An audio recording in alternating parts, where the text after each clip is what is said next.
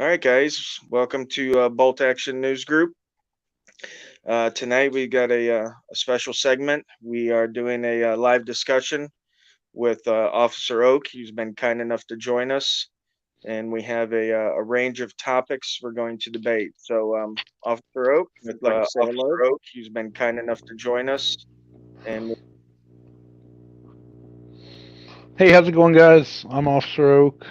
Usually you see me on the Massable Report, but I do go on other channels just to talk. I'll talk to anybody if you want to have me. Um, so I figured this would be a good chance for me to talk to Rogue and get his take on things, and then give my take from a law enforcement standpoint.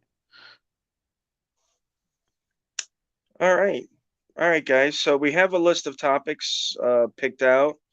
Eyes on the state, I do believe, include them in the description here of the video, so you guys can follow along with what we're talking about. And the first topic that's up for discussion is the right to free press. And I just want to start with maybe Officer Oak's interpretation and understanding of the right to free press, and then I'll go into what my interpretation and understanding of it is, if that's okay with you, Officer Oak. Yeah, that's fine with me. All right, so go ahead on the right to free press, sir, and just expound on what the what it's for, and why the founders include it, and what importance would you give that to the right to free press? I think it's of great importance. I know a lot of people. I mean, we talk about fake news all the time and stuff, and they put out the wrong type of news. I think that's very wrong and should be dealt with in certain ways. I know it's very important for us to get our information out there, whether it shows somebody, be it the government or a person, in a good light or a bad light. I 100% agree with free press. Be it a video camera, cell phone, papers, newspapers and whatnot. But I agree with free press. Press.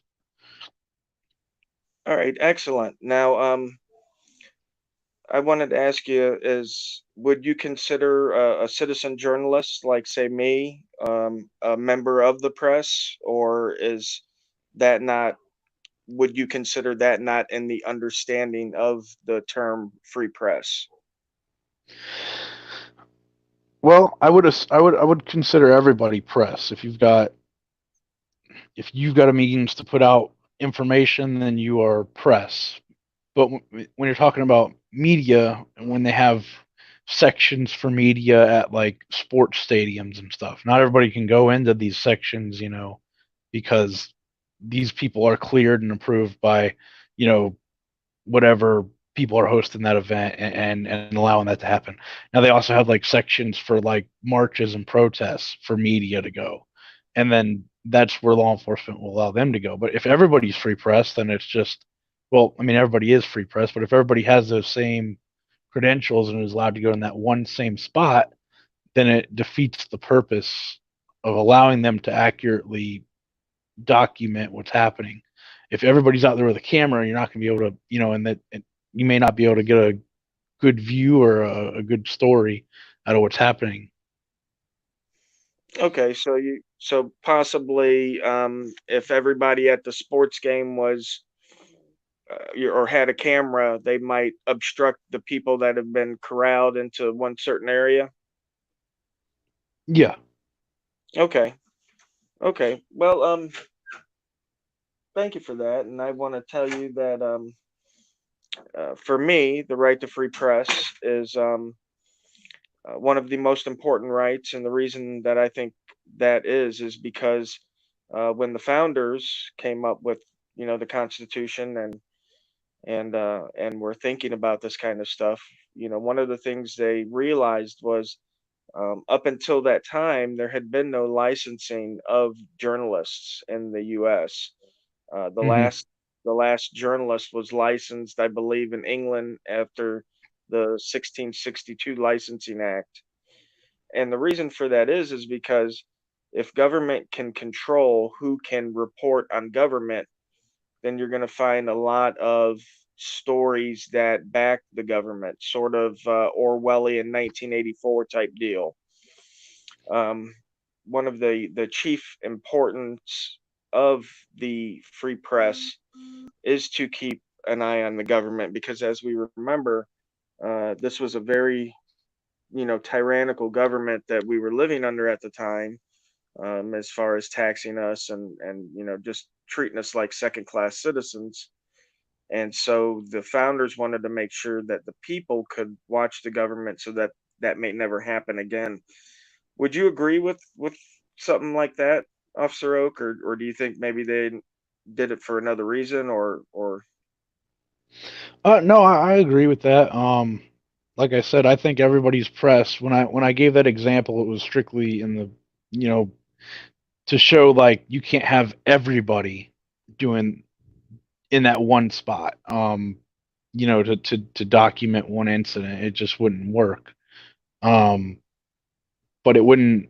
I mean, it wouldn't. Anybody could film at the event, but to get to that one spot would be right, it where would. like the best pictures are taken like in the end zone? Yeah. Right, right, okay.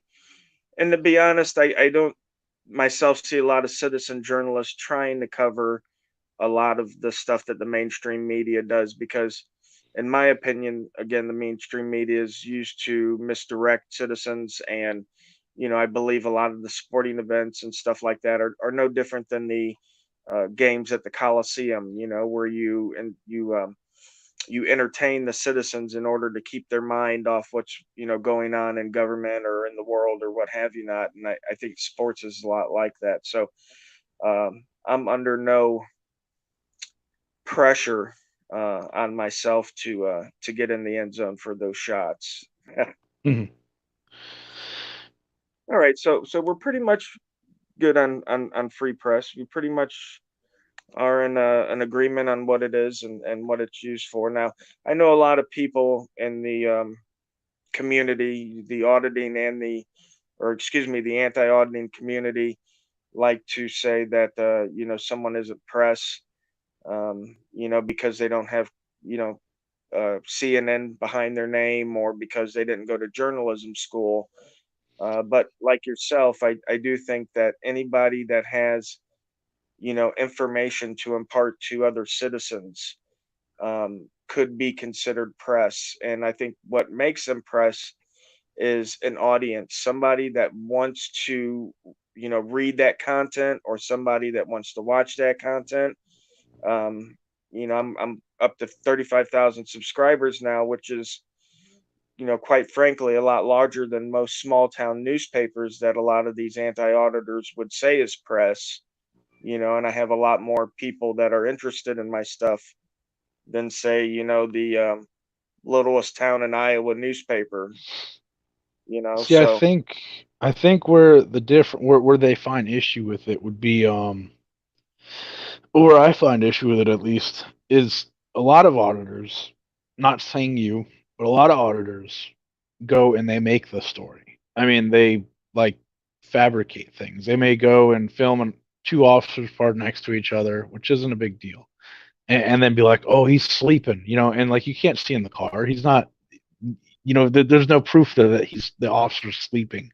And as a matter of fact, it looks like the two officers are talking. Otherwise, one officer's talking to himself. Um, I've seen that in a couple videos. I won't say any names here out of respect, but right, yeah, you know, it's like there's no you're given a false narrative, and you're painting law enforcement with the brush that you made up. It's not factual at all. And then when you go there and you start problems just to get footage, that's another thing. They may go. I mean, I've heard stories of them going talking a bunch of crap to the officers, and then turning the camera on. And that's just disingenuous, and it just makes officers look bad, but it doesn't do anything for your movement. It's not reporting real facts. right, right. And then plus it like you said, it's disingenuous, and I what I try to do and what I like to do is, go into a building, I tell, new people that come out with me, I tell them, you go into a building, sit quietly for 3 minutes. If nobody bothers you, no one's going to bother you.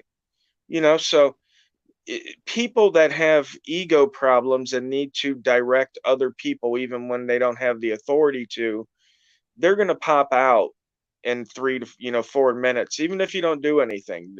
They just can't help themselves. Um, and so that's what I like to do. I don't like to go in there and poke and prod and stuff like that. I'm trying to get them acclimated to the fact that citizens are allowed to have cameras in public places, as part of journalism. So that way, when we really need something, when we need some record requests, when we need some information, and I bring in a camera so I can capture those moments, they're not calling the police, right off the bat. They say, "Oh, well, he's allowed to be here. He's allowed to film," because transparency is what free government is built on. If we didn't want a transparent government, I mean, there's lots of other countries out there to choose from that, you're not allowed to question your government and you just got to accept what they say. But I think here in America, what makes or what should make us different from the rest is the fact that we can question our government. We could say, "Hey, where did that money go?" We could say, "Hey, are you messaging your secretary, while your wife's at home?" Because a lot of Hmm. times people don't want those kind of people, leading. Hmm. Well, I mean, you got to understand, depending on who it is and what authority they have over the place that you're filming. If you're just standing there with a camera, usually I don't think you'd get much, kickback. I mean, I'm sure you have videos that are contrary to that, but even if you did, you got to understand that that's a little suspicious. Like, why are you in here not doing what normal people do when they come to the post office or to the, you know, police station, making a police report or buying a stamp or something like that? If you're just going there and you're just standing there like, a weirdo with a camera, somebody may ask you, "Hey, what are you up to?"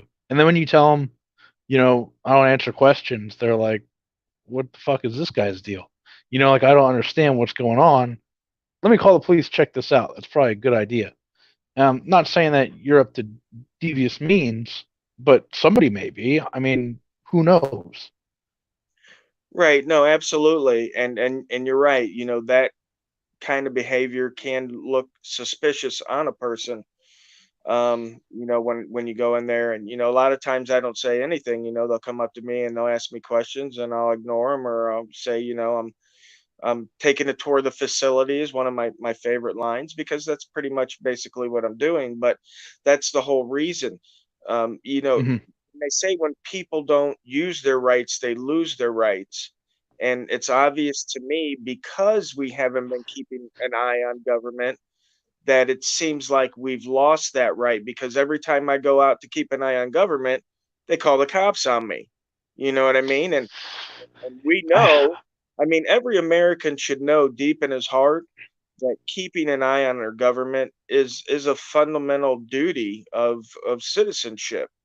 Um, I we think have all these rights as citizens, but yet very few people understand the duties of citizenship beyond taxes, jury duty, and obeying all laws.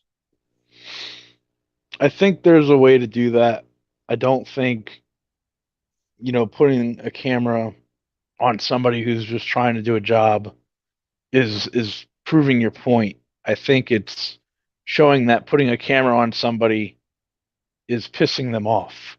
It's, I don't think it's showing you what happened. I mean, if you came in there with a hidden body camera, would you have the same outcome? Probably not. I mean, you'd Well, probably no, I have would just an, go ahead.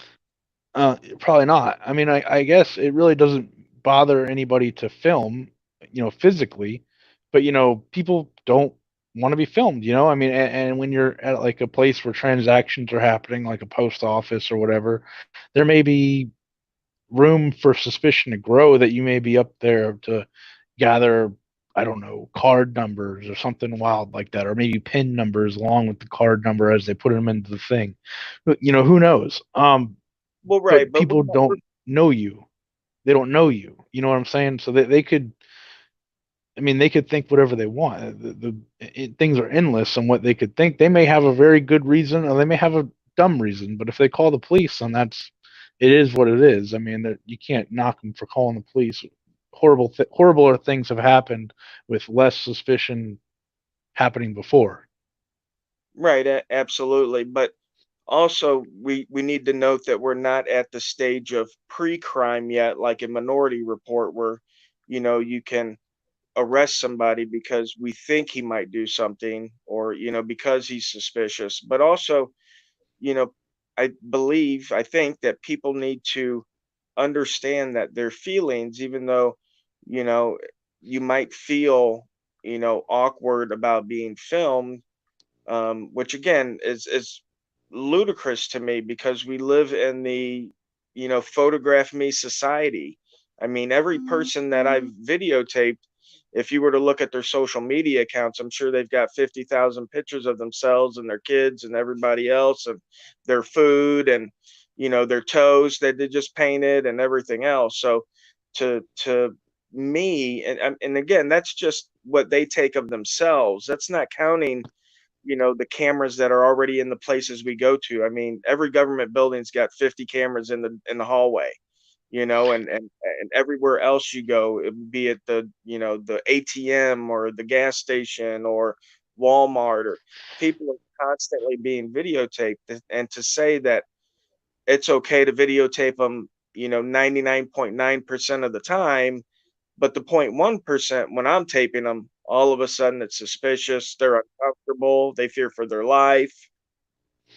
Well, I don't think there's any reason to fear for your life, but I would say, you know, 100% of the time when a video is being taken by a security camera, it's not going to go on YouTube by the government with, some sort of caption on it saying something that's not true that it, can't, like I said, back to the officers in the car, and there being no evidence of an officer sleeping. And as a matter of fact, it looks as if they're talking.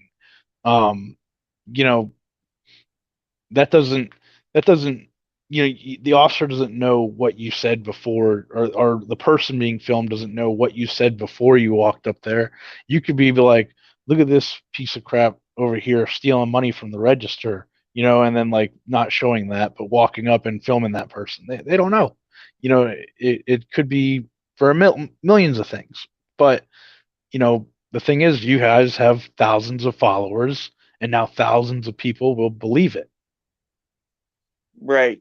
Okay, I see what you're saying. So, and I agree. Maybe some people out there, I should say definitely some people out there are into the movement for the wrong reasons. They their styles are definitely something that um, distracts from what we're trying to accomplish. But again, painting cops with all a broad brush. I mean, should we apply a broad brush to the auditors? No, but I think the biggest channels out there have the biggest channels because they want the biggest channels, not because they want to help the movement.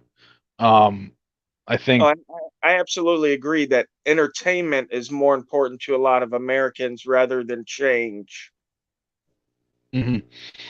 And I think, I mean, like I said, I've met good auditors. I mean, like, I don't care if somebody comes up and films me and doesn't, harass me in the process of it.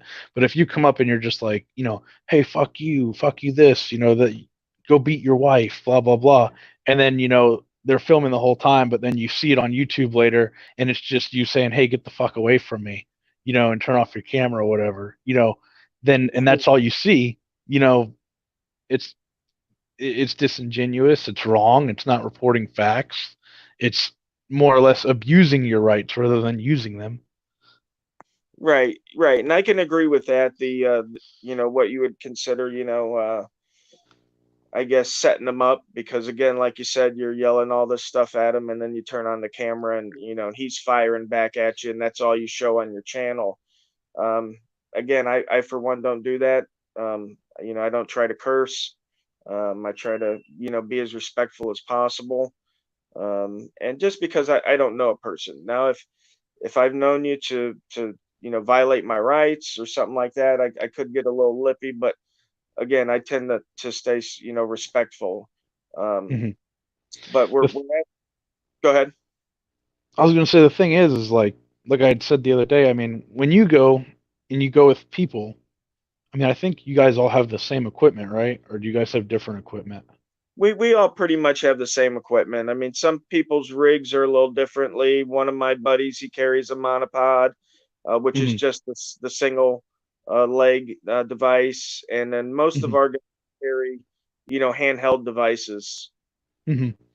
And when you guys go, I mean, you may be quiet, but a lot of your friends they may get heated with somebody, and then they may have a valid reason to get heated, but the officer may come and see that, and then he sees this guy arguing with this guy, and then the third guy over there arguing with another guy, and then you're just another guy with a camera who's part of the problem.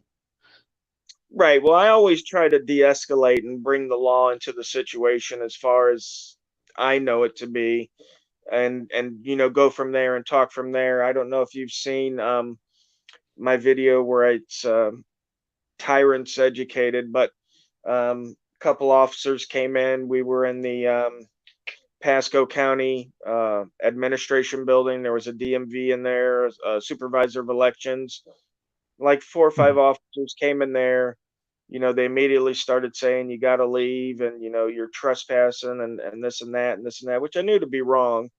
But I could also see the tension rising in the officers, and looking, the positioning themselves to go hands on.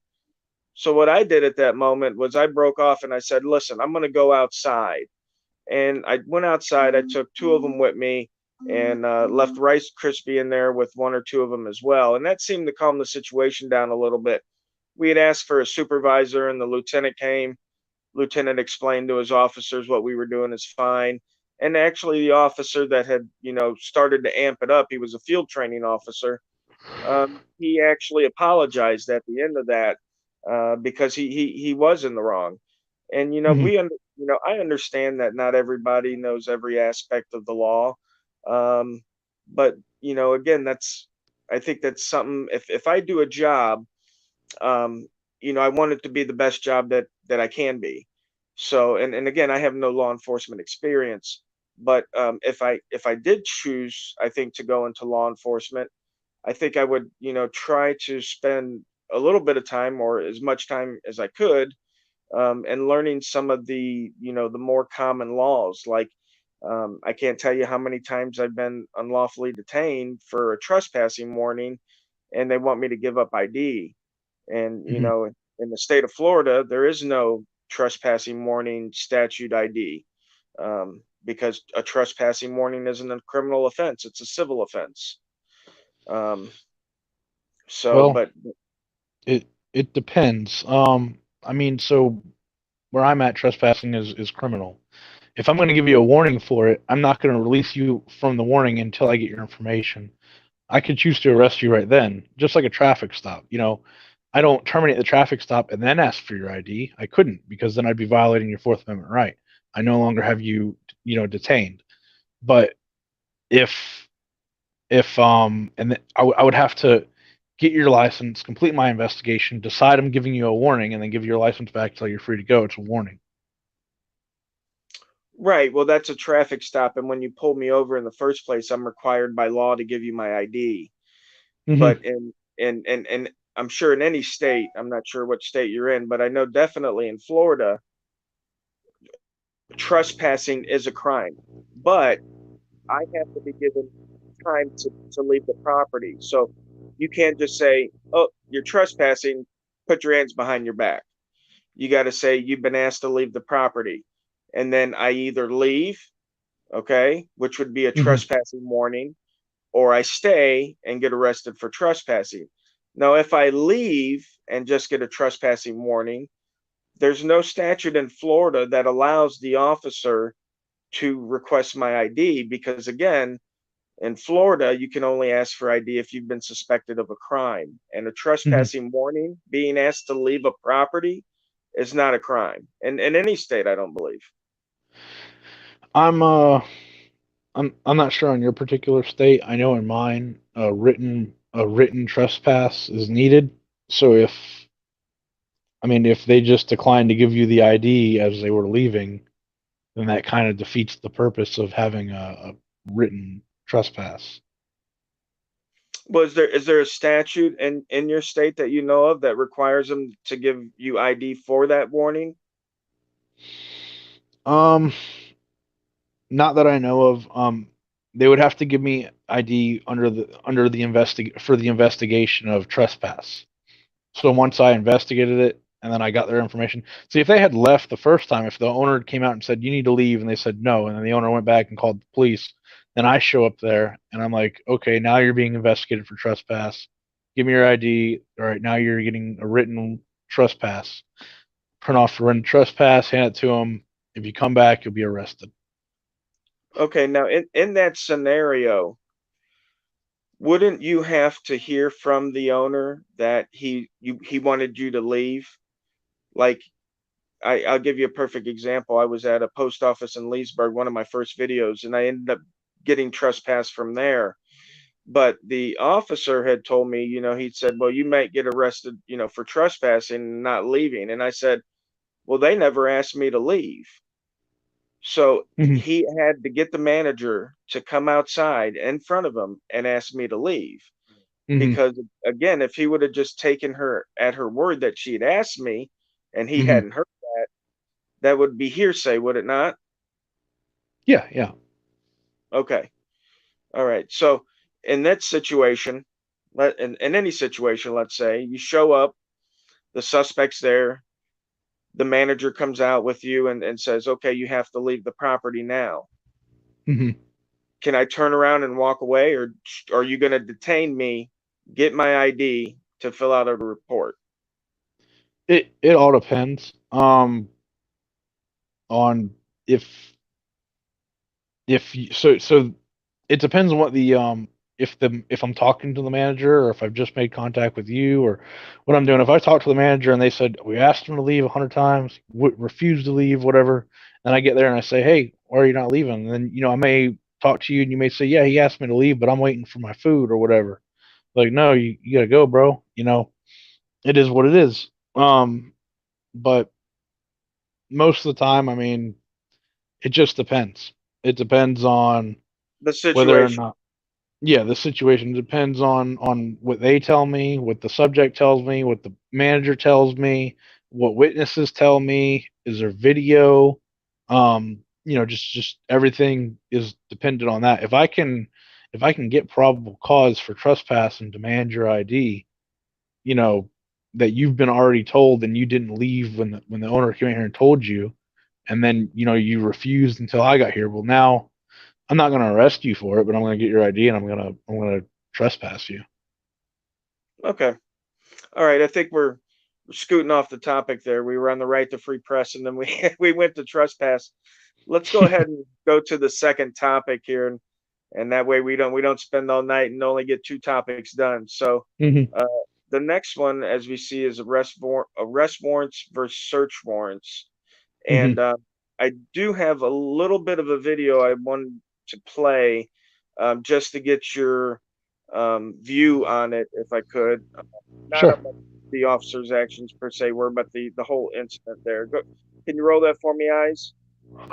Oh, Riley, I bet that. So I ain't gotta talk to you. Get away from my house. I'll film it. Fuck you. I got something for you. Not here. Fuck you. I don't care what you got to warn. I don't give a fuck what this man record this shit. He ain't got no. Get away from my door. Back up. You don't got no right to be here. He's not in the house. Let us come inside. Yeah, we ain't got no. Fuck you. We ain't gotta let you Why come are in you for being shit. like that, man? Because fuck you. Because you guys Man, are fuck all keep that. harassing Fuck us, all that, first bro. of You ain't all. fucking. You ain't getting no play here, bro. All I right, promise chill, you ain't getting no chill, fucking chill, play. chill. Fuck you. Okay. Call the judge, whoever you got to call, bitch. Get Grady here. Okay. Get your supervisor here. Fuck Who's that. the black male in here? Huh? You There is Bring no the black black man here, person bitch, here. and I'll put everything in my pocket on Okay. it. Bitch, let's bet on it. Let's bet on it. Okay. Let's I bet know on there's it. a black male. I bet there ain't. inside Let's here. bet on it.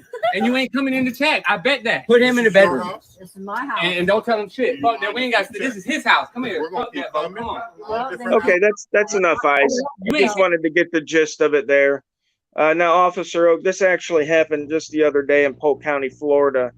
And what we Hmm. saw there was the two officers were there looking for a young black man. As you can see in the video, Hmm. it's a whole bunch of white people there. They had an arrest warrant, but they did not have a search warrant. Now, at Mhm. the end of the video, and that's on the Bang channel here if you want to watch it and see the end of it. But at the end of it, there, because they didn't have a search warrant, the young man had moved to close his door, and the officer had, positioned himself in the door's entryway. When he Mhm. went to go shut the door, they ripped him out of the house and they arrested him. Now, Mhm. what would you think on a situation where, the police come to someone's house, they have an arrest warrant, but they don't have a search warrant? Should they, intercede themselves, I guess, and put themselves in between the door and the citizen and not allow them to close them? I mean, at what point, um, do they say, okay, well, we don't have a search warrant, we only have an arrest warrant, we're not sure he's even in the house, um, and at Well, what point is it okay to for them to call it off? well, I'll put it this way, and this is how we were taught. So you have a warrant to make an arrest on this person, regardless where he's at. Um, and that to go into that house without a warrant, they would have to have probable cause that he was in the house. Now, it sounded like they had said they saw a black male go in the house. There may be more evidence of the subject being in there than we're led on to know just on this video. But it seems as though there's more. He was talking about a black male going inside the residence. I'm sure they didn't just pick that house at a random. I would be interested to see if they actually got the guy or not um, inside the residence. But I mean, And if I gotta be honest, I don't think they did, but let's just say for, poops and giggles, that there was a black male in the house, and it mhm, could have been the guy and it could have not been the guy. mhm. But at what point, would you say that an arrest warrant could turn into a search warrant to come into a house? Because, I mean, I'm sure there's more than one, one black male out there. Well, like I So, said, probable cause not that a black male was there, but that the person they were looking for is there, who seems to be a black male. okay, Um, if his car is there, if his bike is there that wasn't there earlier, if he's known to be there and now there's something, the a detective seen somebody that looks like him go in there, now you can start to form your probable cause. A reasonable officer would assume that he's probably in the house because of this, these reasons. If you've got that and you think you got that, then you can go in there and get him. okay. And then what happens if you turn out that you're wrong and he's not in there? Is there what's the repercussions on that? Like anything? No, there are repercussions. um Somebody's Fourth Amendment right could have been violated there. But if the officer can articulate it, and a judge finds it to be reasonable, then it is what it is. It's just, sorry, we fucked up. Um, Now, if not, then it's a Fourth Amendment violation. But it would be in good faith that they went into the residence, which would be one of the exclusions there. So you've got good faith, the good faith doctrine. You've got inevitable discovery, and if something was messed up, and they were trying to, if they fucked up on getting evidence, and or they made a violation, if it was done in good faith and they really thought he was in there because of this and this, and they, people could understand, it would make sense to why they went in there. Then it's Then they would, different than as if they were just like, we just think he's in there, so we're going in. right, right. So there'd be some kind of protection there for you, in case he Hmm. wasn't in there. Okay. All right. So, basically, you're saying that an arrest warrant can turn into a search warrant of a person's home if they have probable cause to believe the person is in there. Now, when they're in Right, there,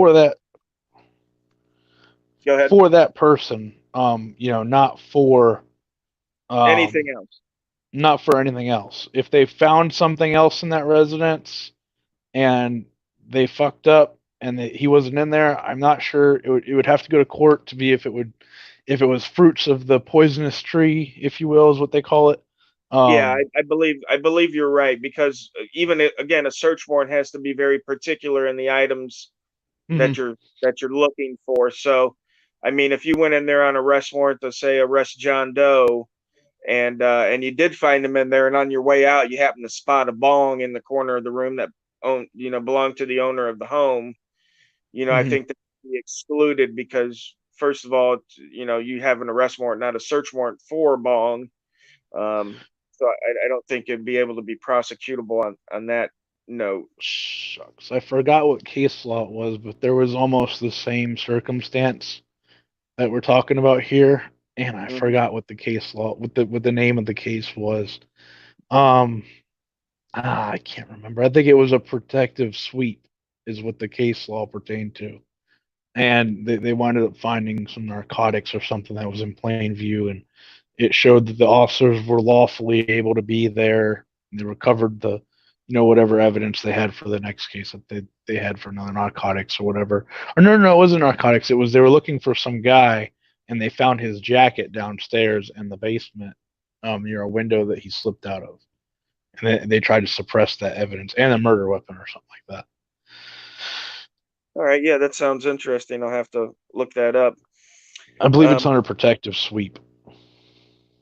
okay. All right, so I think we could go ahead and move on to the next topic, if unless you have something else you want to say on that No, go on ahead. issue. Okay, so we're at Terry v. Ohio now, Hmm. and um, one of the problems I think with the Terry v. Ohio with a lot of officers that I've come in contact with and videos I've seen, like I saw one of James Freeman's where the officer, you know, didn't just pat him down, but he actually went into his pocket, pulled out his wallet, took out his ID. Actually, I don't think he had his ID on him. I think he took out his like Costco membership club card or something like that and got his name off that. Hmm. Um, what to you is a Terry stop and frisk? What as far as Well, what you you can can't go come into down to? you can't go into somebody's wallet or into their pockets. It's a exterior pat down. And if Oh, you feel something that may be a weapon that you can articulate felt, hard and L shaped, like a pistol, or rigid, just different descriptors. Um, felt like if it felt like a weapon, and in all actuality it feels like a weapon, you're not just making it up, then it's a good tool. I don't see anything wrong with it. Now, if you're just lying, then that's wrong 100% of the time. you know. right, right. No, absolutely, and I agree. If you can articulate that, and again, it shouldn't be too hard with a weapon. I mean, unless it's a little derringer or something like that in someone's pocket. Um, Well, I believe in Terryview, Ohio, they found a Derringer. The officer he found a revolver and a Derringer on I the I didn't think it know. was I three thought it was subjects. two revolvers. I'd have to go, but I thought one was a Derringer. It could be. I didn't read the whole case. You know, as far as the evidence and stuff, as far as what the Hmm. guns were, it just said two revolvers. So it could have been Hmm. a small Derringer two shot or something of that nature, I guess. Yeah. Um, so when you're doing a Terry frisk, Terry pat down, open handed, can they grab, like, can they scrunch up your pocket to try to see what's in there? Is that lawful? Is that part of it? It depends. I think there was another case law. I don't remember which one it was. The guy was concealing a large bag of marijuana inside of his pants that was definitely not anatomically correct when he looked at him when he saw the bulge. Um, Right. and he actually, squeezed it and could feel what he felt like was narcotics inside of a bag, and they were able to pull it out, and it was found good through the Supreme Court. Okay. Okay. Yeah. He was able to articulate what it was before he pulled it out. Yeah, but he admitted that he squeezed it. It was between the dude's legs, you know, Okay. and Okay. it Yeah. not normal people don't put things between, like you keep your wallet between your legs or something like that. I mean, Right, right. Well, you might have a banana there to snack later. You never know. just storing it there, man. Just keeping it. Yeah, keeping it warm. All right, all right. So yeah, Terry v. Ohio, I think's an important case. The same with the other cases that we've got on the list tonight. Another factor in Terry v. Ohio was the officer had, I believe, 39 years of experience. That's a lot of experience. When you hear an officer say, based on my training, knowledge, and experience, 39 years is a lot of fucking experience. If you see three guys hanging out in front of a jewelry store walking around, me and you may not be able to articulate that they're about to do a robbery, but somebody with 39 years of experience has seen some shit. And in the court's eyes, could probably articulate it a lot better based on their training, knowledge, and experience. Right. No, and reading the case of TV Ohio, it's even someone with no experience like myself would find that odd that Mm-hmm. somebody's standing on a corner, walking back and forth in front of the store, looking in the store. I mean, there's certain indicators like that. Just like when you're parked at the gas station getting gas, and you see a car whip in, and all of a sudden Mm-hmm. another car whips in, and the guy jumps out of one car and into the other for a minute, then jumps back in his car, and both of them take off. Well, They're that not goes to exchanging Graham. recipes. Yeah, that could go back to Graham. Well, go to Graham if you want to transition into that. I think he's got them all put together in the order. Eyes, can you transition to the Graham case and then go back, or no? It doesn't matter either way. I just figured Yeah, it here he seems goes. like He's getting it together for us. There we go.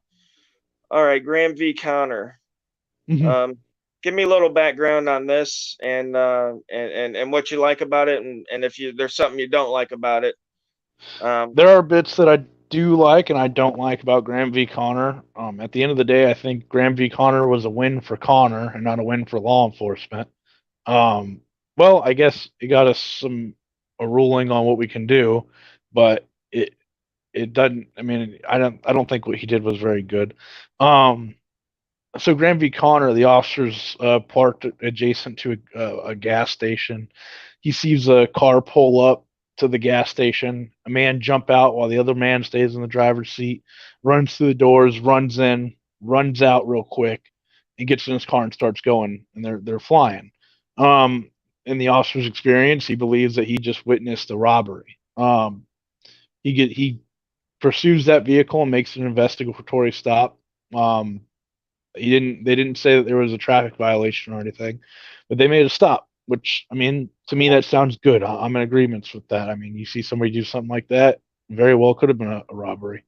Um, the next thing that happens is the officer goes up and the man says that he diabetic. informs them that he's diabetic and he was in there to get some orange juice and explains what happened. Well, the officer, people lie to police officers all the time. It is what it is.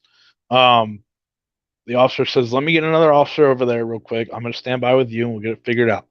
Goes back to his patrol car. He's sitting there.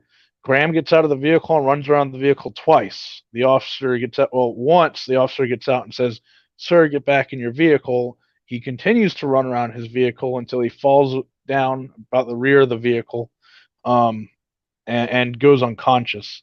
Um, the the people are at the gas station trying to figure out what's going on. Meanwhile, this is happening. Um, Connor places Graham in handcuffs, and I think five other officers show up. They rough Graham up pretty good. I believe he broke his foot, injured his shoulder. Um, Yes. Trying to put him in the vehicle. I believe Graham was resisting, but I mean, he was resisting because he was probably feeling like he was going to die because he was needed sugar. Um, a man came with some orange juice that was Graham's friend. The officer didn't allow the man to give Graham the orange juice. They believed that Graham was intoxicated. People who are diabetic show very similar signs to being intoxicated, almost very close to being intoxicated. So I believe that, but I don't think that they should have denied to give him medical attention, the orange juice, and the you know they shouldn't have roughed him up so bad trying to get him to a car. I don't know how much somebody can resist that's having that's you know low on Diabetes, sugar. obviously, right? Yeah. Their arms and legs feel like rubber. They can probably barely stand. Now I Um, don't know why Graham would get out of the car and run around twice if he was low on sugar. That doesn't make any sense to me, but it right. seems that they're in agreement with that. Once they figured out nothing happened at the gas station, they put Graham in the car, brought him home, and said, "Hey, my bad, man," and let him go. Graham later sued Connor for violation of his I forgot which one he sued him for. Um, but they I were don't found. know. Connor was found innocent. The case ruled in favor of Connor. I think Connor shouldn't. I mean, Connor and the five other officers he was with. I don't know who did what or what happened. I never read the actual police report. I've read the synopsis, which I don't know how hard it would be to get the actual police report. Um, I mean, I don't it know is how. what it is. It's a win for Connor, not for law enforcement. Right, right. And I think what I was gonna say is because you brought up a point there, that officers get lied to all the time. Is that like a default for a citizen telling an officer anything? Is that it's automatically false and you go No, from that point forward? Because I got to feel that at some point, if all the officers thinking that everyone's lying to them, I mean, there's going to be a disconnect there somewhere because obviously not everybody's lying to an officer. no, I don't think that it's a that like every officer assumes every time somebody's lying to them.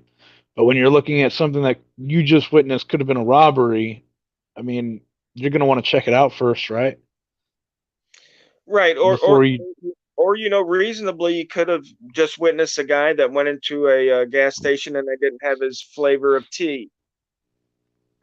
Yeah, but again, I You mean, know, it's just when you see that, you see a man sitting in the vehicle, one guy get out running, as animated as it seems Graham was, I could imagine Graham ran in and then ran out very quickly. Um, I'm sure he was sweating, which, if he's right, diabetic, I'm sure he's sweating. I'm sure there was a worried look in his eyes, all things that very well could have been a robbery, you know, and when you're that officer and you see that, you're not going to let that guy go. Like, you're not going to be like, oh, dude, I didn't realize you're diabetic. Get on out of here. No, more or less, let's figure out what happened at the gas station first, and then we'll figure that out. But let me call EMS while we're waiting. Would have been the right answer, but that's not what happened. right. The EMS would have been another excellent call Connor could have made. But I mean, when he pulled him over, they told him what was going on. Shouldn't that dispel the suspicion? I mean, because that seems like a logical answer to give, and that seems like it would be logical for Graham's actions. Again, maybe talk to the store owner, but also in that same aspect, if you're sitting there with Graham and Graham has just robbed a store, and Graham's no longer at the store, wouldn't the store owner have called that in? Wouldn't you be hearing that over the radio as you're pulling Graham over? There is a delay between dispatch and officers. Not only is there a delay because it goes to the person that picks up the phone, and then the person that dispatches it over the radio. It depends on where you're but where I'm at least, it's two different people. Now, then you're also looking at when was Graham versus Connor? 89. 89.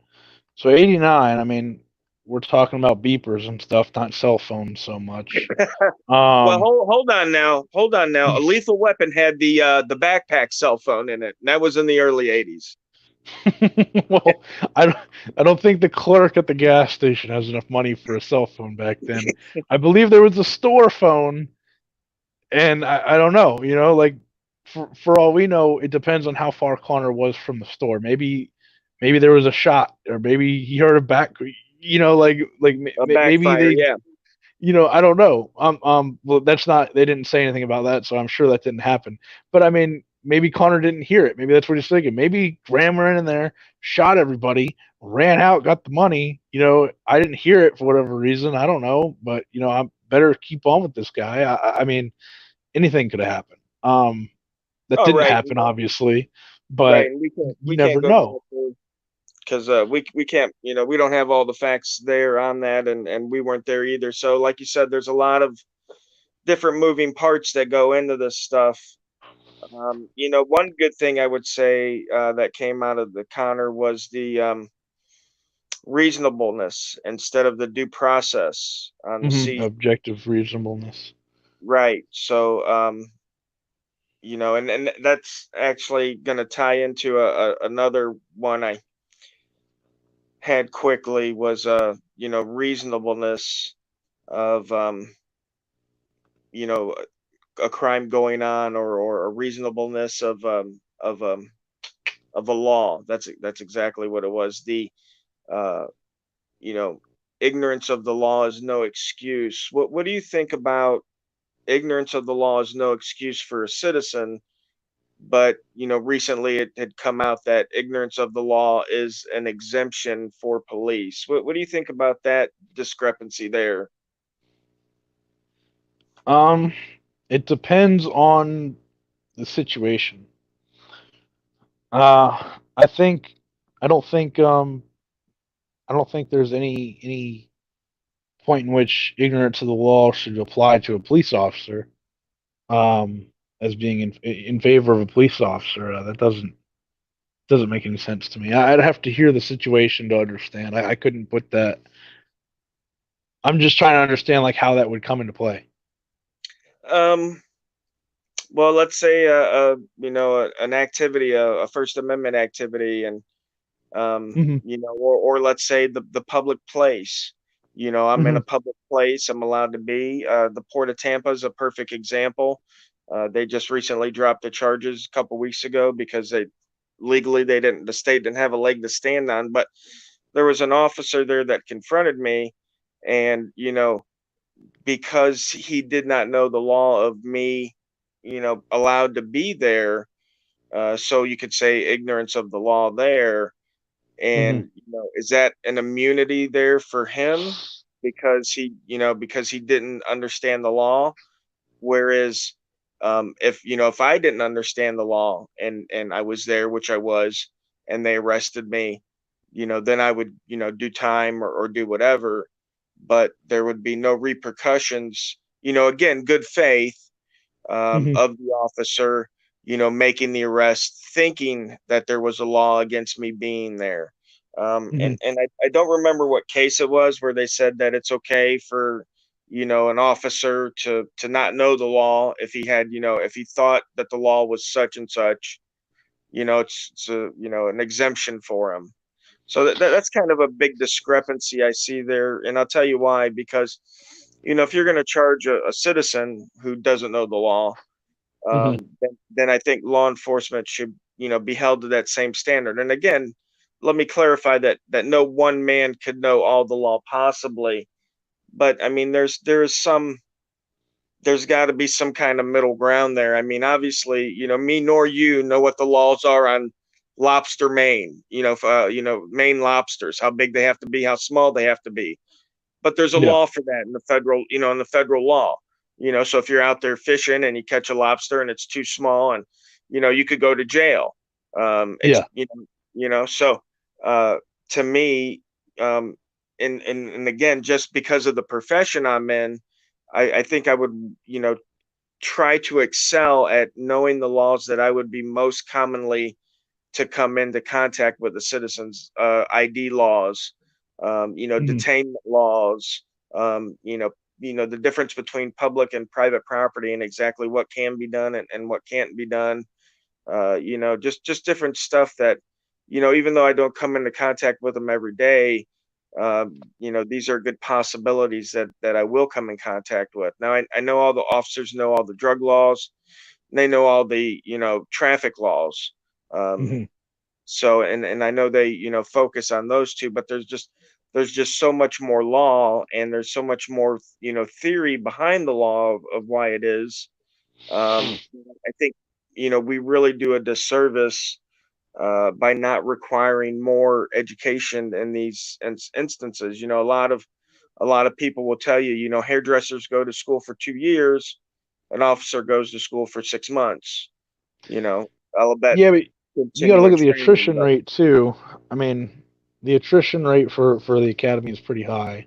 It depends on the academy. It depends on where you're at. I understand, but I mean, I know we lost a lot of people that tried. I mean, it wasn't easy. Um, it's learning by fire hose. You ever heard the or drinking? The learning is the method of drinking by fire hose, what they called it. You know, you're trying to retain so much information at once. Something that should be a 2 year long course. You may be learning in freaking 6 months or whatever it is. right, Wherever you're throwing you in at. the deep end. Yeah, it's not as easy as you would think. I mean, it's not that I'm saying it's impossible or it's like Navy SEAL attrition rates, but it's hard. I mean, it's not something that I wouldn't compare. I don't think the two can really compare. I mean, I think if I go to school to be a hairdresser, I'm 100% positive I sure could. I mean, I'm sure could. I'm sure a lot of people could. Most people could become a hairdresser. It doesn't seem like a very hard thing to do. Now you're talking about a police officer. There's a lot of law that you do need to learn. I mean, we've got an entire. We take a week. We learn the entire Constitution, the entire you know, this and that. I mean, and then it starts off kind of slow, learning the Constitution and this and that.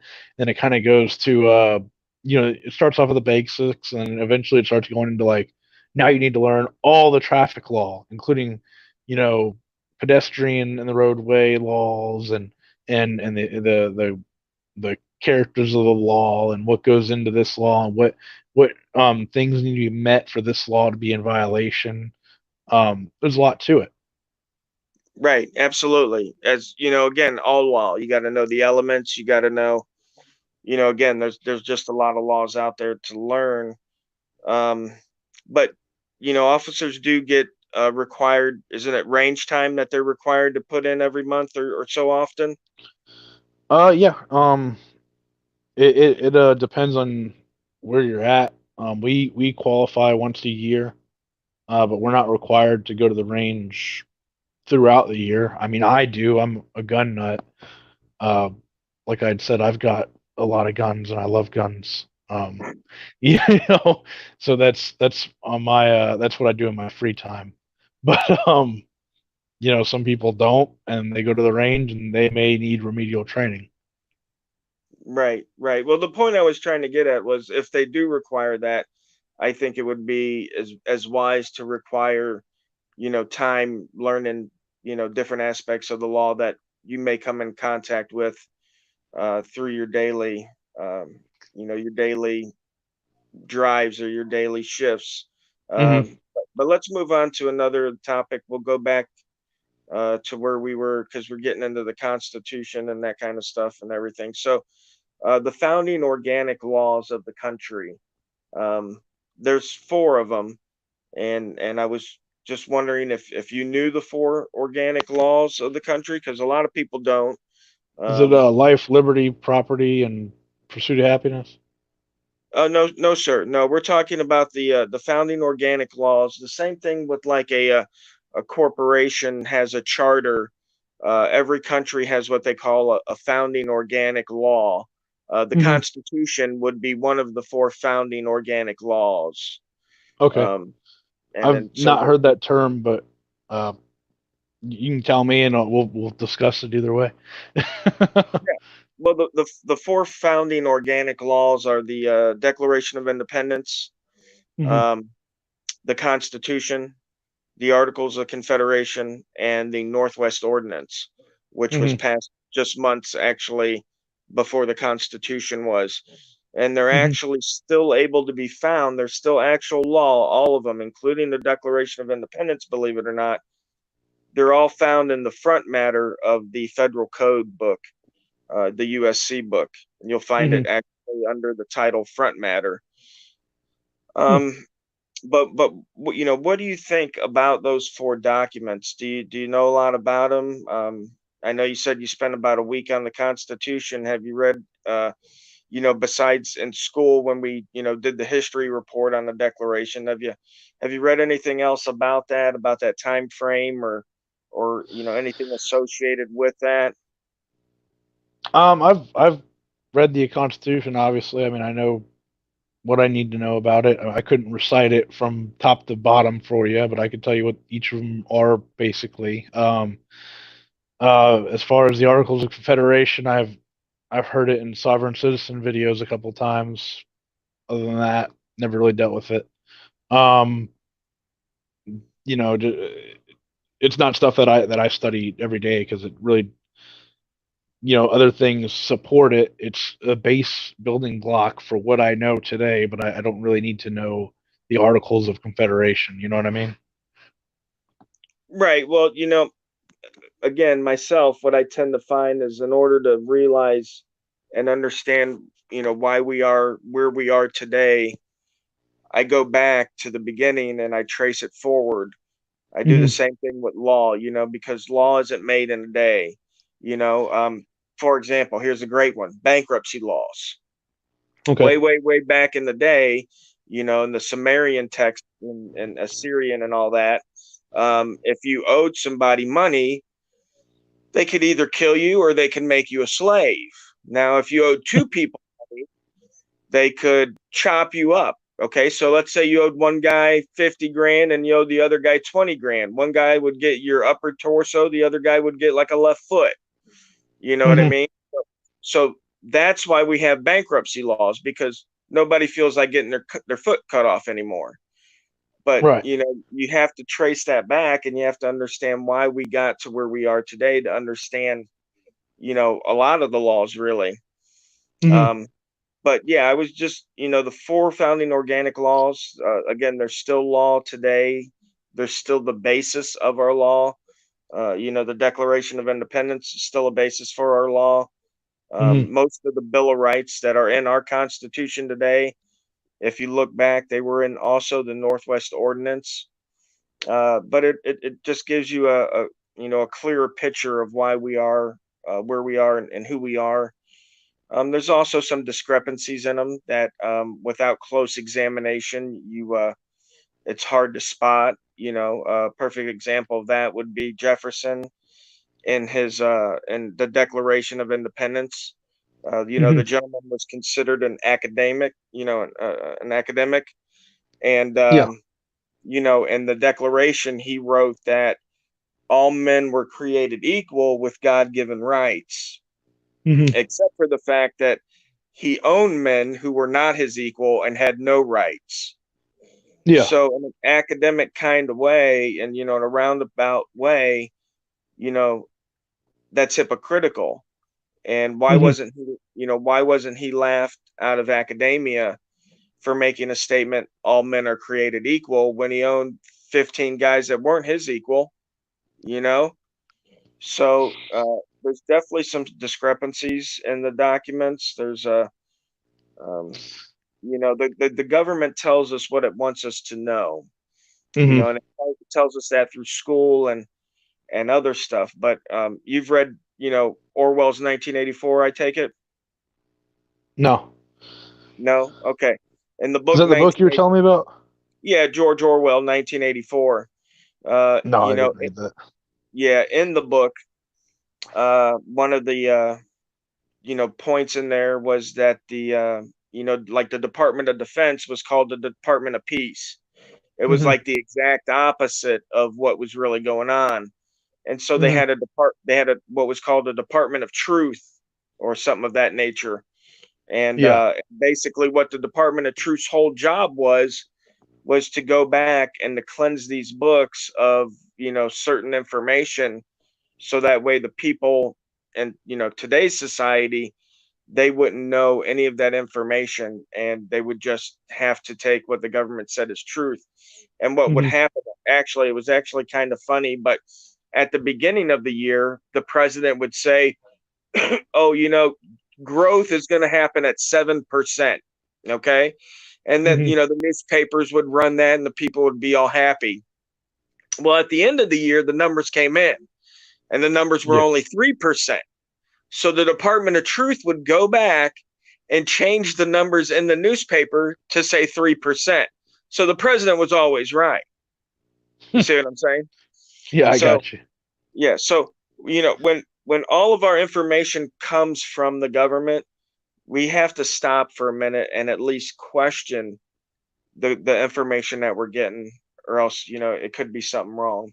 But let's go on to the next topic, because the founding organic laws, and unless you've studied them a lot, it's it can Mhm. get pretty intricate like most law. But okay, we got the social contract up here, and now you had made a comment to me about it kind of being sovereign citizenship, and I do understand that there are some sovereign citizens that talk about the social contract, but it is a real Mhm. thing. And you can tell it's a real thing because it's actually in the first Constitution of Massachusetts. They speak of the social contract, and it's also, if you haven't read, it's in the Mayflower Compact. Mhm. Uh, these gentlemen on the Mayflower, they had made this social contract, social compact, to govern themselves when they got onto the to the shore of Plymouth Rock or whatever.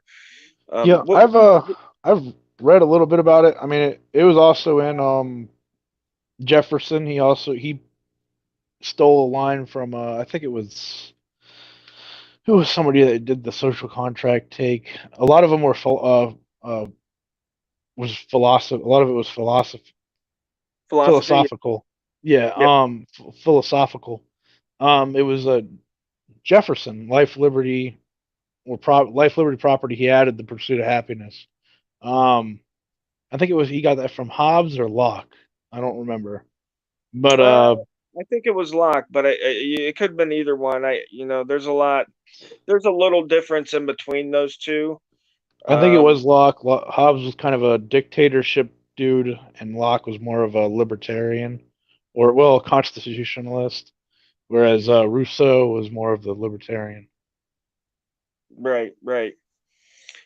Okay, so did you know anything about the social contract, or what would what could you assume from the social contract? Now, we I put another um t topic in there, formation of the state, and they Hmm. kind of tie each other in together.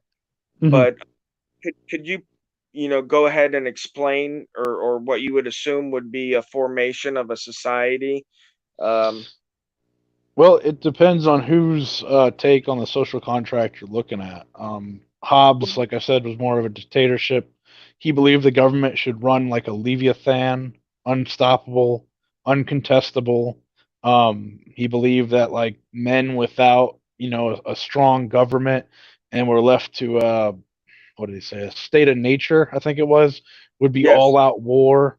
And we would everyone would have rights because they would be sovereign, but they would have more rights than that would infringe on other people's rights. So I would have the right to own you as a slave because I'm stronger than you, or I would have the right to take your property because I want it.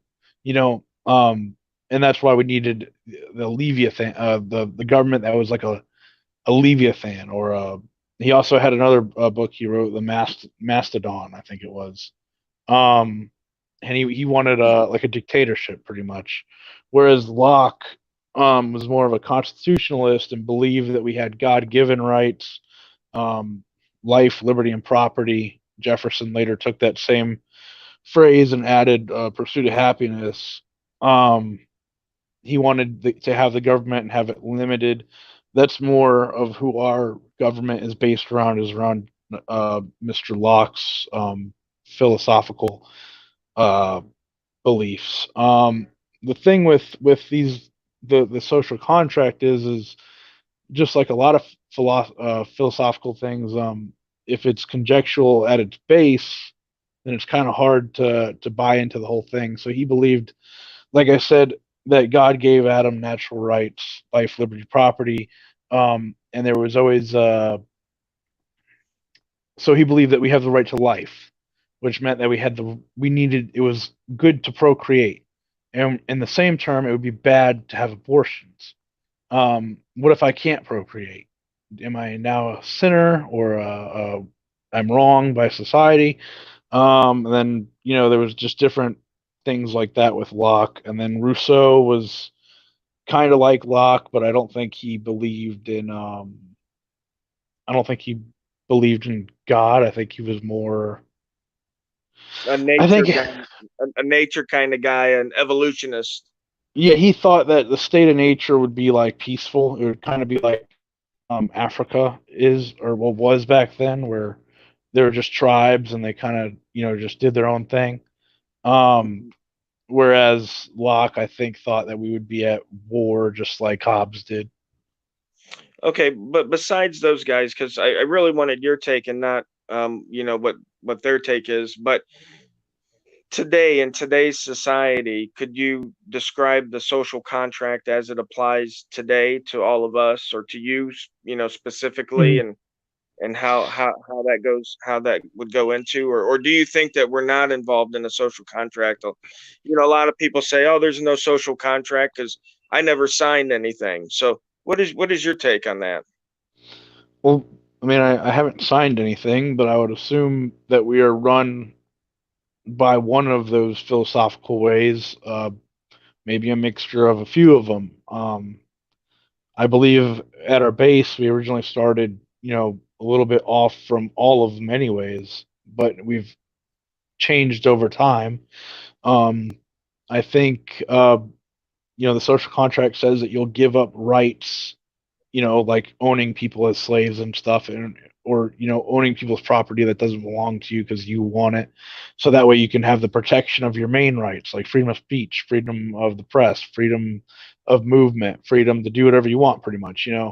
Um, well, whatever you want as far as what doesn't bother other people. Um, and as a society, we've kind of stayed on the same lines.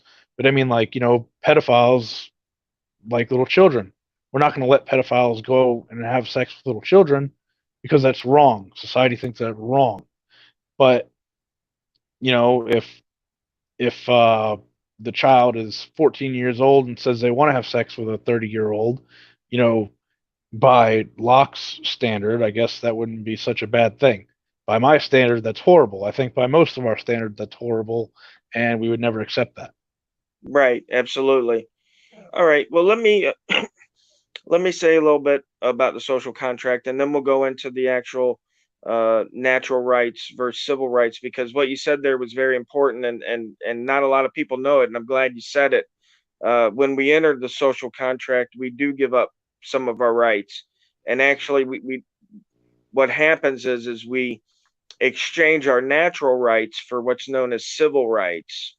Civil Hmm. rights are rights that are given to the government, to the people, and they can be restricted or taken away upon the government's notice. And that's why in Chicago, the citizens up there for 30 years weren't able to buy a gun, even though they had the Second Amendment, because these are civil rights and not natural rights. A natural right is a right that would be given to a man, even if he was alone on a deserted island. So, a perfect example of a natural right is if I had a voice box, I've got the right to speak, right?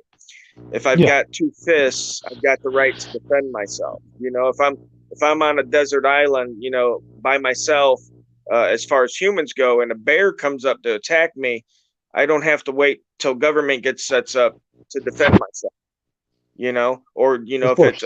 if another gentleman had rowed over on his boat and decided to attack me, I wouldn't have to wait till government gets set up. But that right, the natural right, is the right to defend myself with any means necessary.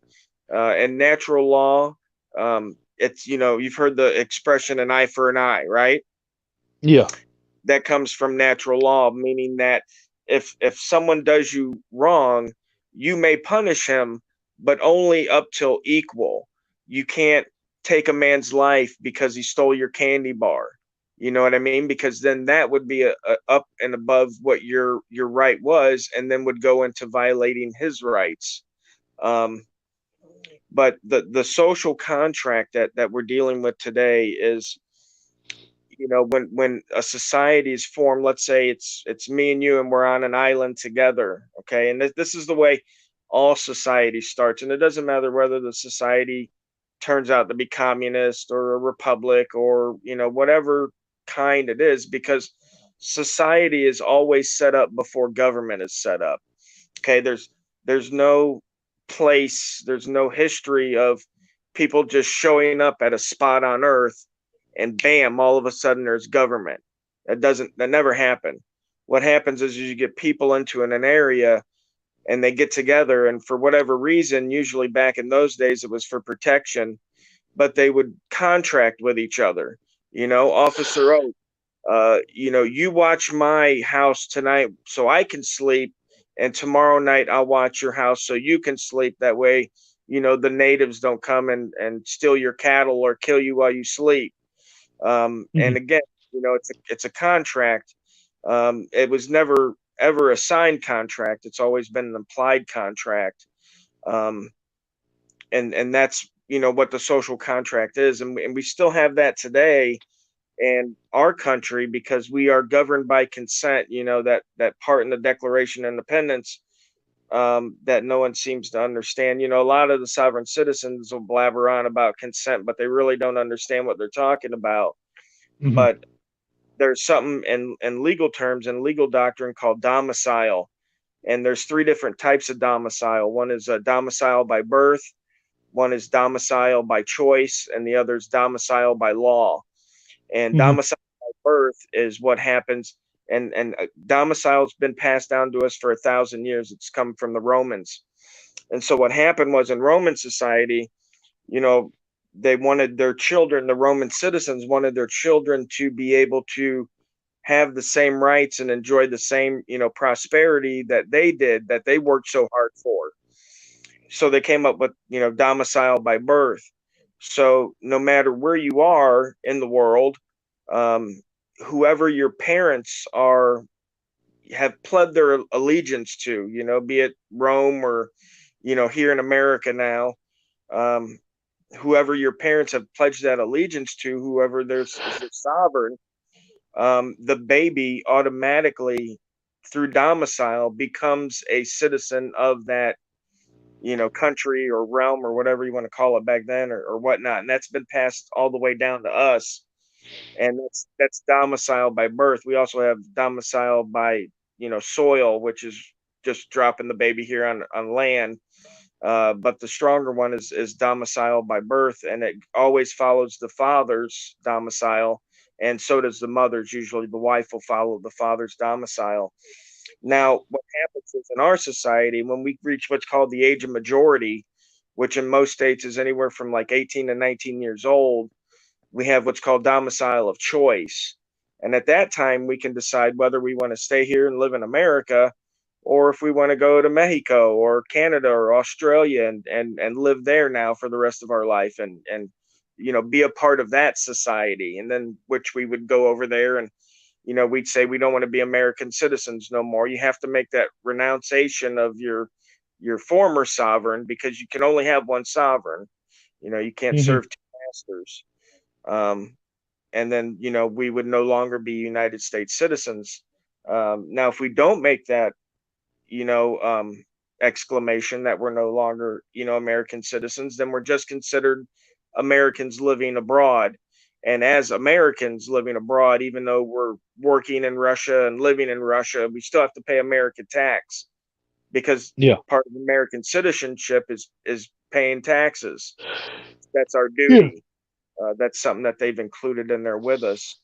Um, but this is the kind of stuff that, again, they're not teaching a lot of people in school, and it's not getting passed down, and it's affecting our thinking on a lot of different things. Property. Um, let me ask you this: what would you consider an automobile? Would that be considered private property or public property? Do you think Private property. you would consider it private property? Yeah, automobile, of course. Yeah. Okay. Let me ask another question. Have you ever seen in a state statute anything that regulates private property? Have you ever seen the words regulate and private property in the same sentence Um, no, I've that you never can seen think them. that you can I mean, think of? that I can think of, no, but I mean, there are instances where I could say that private property is regulated. Like what? Can you give me an example? Well, like driving your car on the street, you have to abide by the laws of the street because that's public property. Well, right, but that wouldn't change the car from private to public, would it? It would put your private car on the public road. Okay. All right. But let's say I don't bring it on the road. Let's just say I park it in my driveway. I bought it, paid Mhm. cash for it, parked it in my driveway. You drive by it, you see there's no tag on it, right? Yeah, no issue there. Okay. Do you ticket it? No, it's on No? private property. Okay. In some places I know they do. What if it's parked out on the street? It's okay to ticket it there though? Depends if it's in a neighborhood or if it's on the highway. It depends. I suppose if it's parked on the property, or if it's parked like adjacent to the property, legally parked in the roadway, but legally parked. Um, I mean, it's not being operated on the roadway, so no, it's Okay. parked on the roadway. All right. And the reason I'm bringing this up is to show a contrast here between actual private and what would be considered not private. Hmm. Um, you have a cell phone, correct? Yeah, I got two of them now Okay, right now. right, right. And a cell phone is considered private property, right? Yeah. Okay, so you need a warrant to search it. You can't take it without a warrant. Um, have you ever been taxed? Has the government ever taxed you on your use of the phone? Like not the obvious taxes that we pay to the telecoms for the use of their item, but your actual phone. Has they ever, required that you pay like a $15 per use fee for your Oh, phone or like a luxury fee is no, yeah, or anything like that? What about like when your screen was broke? Did they ever tell you that you had to fix it or pay a fine? no. No. The reason I bring that up is because when you look and you can look in your state statutes after we get off the phone or tomorrow whenever you're ever feeling like it, but in all the state statutes they have titles to each section that they're dealing with, be it criminal law, civil law, motor vehicle law. You know how they're all in different titles. Yeah. Okay. Well, when you look in your state statutes, whenever you get around to it, or you can go look in the federal code of, the USC as well, United States Code. But what you'll notice in that is that there is no title called private property. All right. Hmm. Also, what you won't ever find in there is a regulation of the words private property. Now, those regulate different stuff, real property, real estate's regulated, but the words private property and regulate, you're not going to find those together. And there's a reason for that. The word private in and of itself means able to exclude from everybody, including government. Okay, that's what private means. That's why I like my ballpoint ink pen. If Hmm. you were to come by and you were to take that away from me, you would be charged with theft because it's my private property. I'm allowed to exclude everybody, including government, from it, except through a warrant to take that. But you see what I'm saying? You're Yeah, yeah. also the government's also not allowed to um, regulate it with taxes and stuff. Now, I use the phone for an example, but you can think of many household items the same way. The TV, you know, all these items that you have and that you use for the intended purpose that it was made for. Okay, the government, after you buy it, you got the receipt, it's yours. The government can no longer tax you on that on a reoccurring basis. They can't tell you, oh, by the way, Officer Oak, I noticed your remote control to your TV was broke. You got to get that fixed or pay a $20 fine. So there's a drastic difference between what private property is and being able to regulate it. And so I'm of the opinion that our vehicles are not private property because they are in fact regulated and taxed. We get a use tax on them every year through the tag exemption, the paying for the tags every year and as such. Yeah, there's a difference though between your vehicle and your phone and your pen. I mean, you know that, right?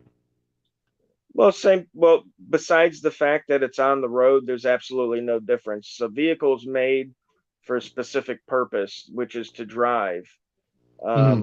And a pen is made for a specific purpose, which is to write, and the TV is made for a specific purpose, which is that. But when you're talking about property, there's different types of ownership of property. You've heard possession is 9/10 of the law, right?